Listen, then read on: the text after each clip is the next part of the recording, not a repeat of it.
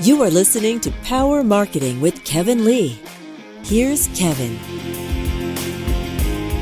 Obviously, for a lot of these sellers, right, this is other than those which, particularly in the content business, who are sort of simultaneously creating a dozen of these at a time, for a lot of the others, this is sort of a baby that somebody's been working on for a long time. And so there are emotional dynamics around the sale process. And obviously, anytime you start to get emotional dynamics into a buying or selling process, particularly a selling side of the process, there's a separate set of skills, I think, sometimes that are required to just sort of hold the person's hand more emotionally than necessarily anything else. Yes. Do you find that your team are sometimes almost acting like therapists as they guide the person through the emotional roller coaster of selling?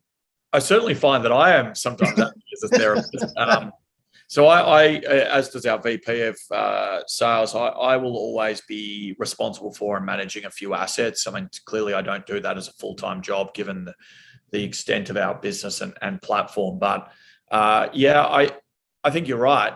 And the emotions are, variable. They swing in roundabouts.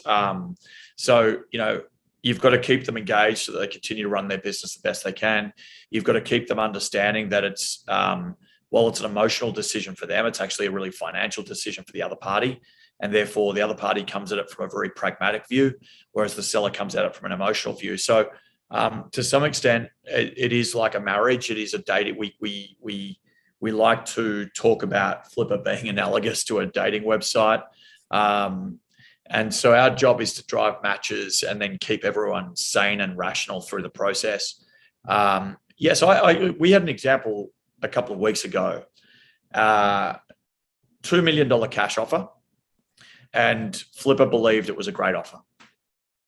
And we looked at our sales index. We showed all the examples of similar type business sales and provided those to the seller absolutely transparently.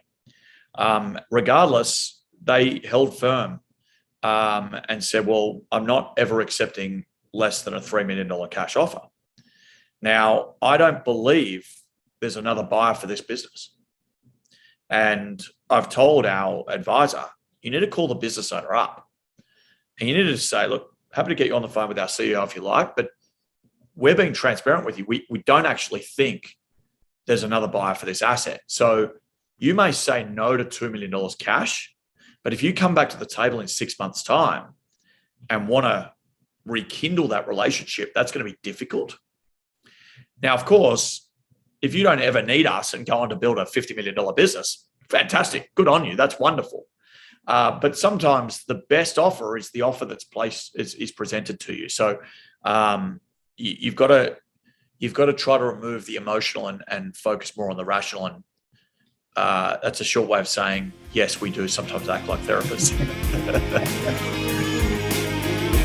Kevin Lee's Power Marketing is available on all your favorite podcast networks. Kevin loves helping businesses excel at marketing. Having marketing challenges? Just like Santa in The Miracle on 34th Street, if Kevin can't help you, he'll know someone who can. Find him on LinkedIn, subscribe, or follow.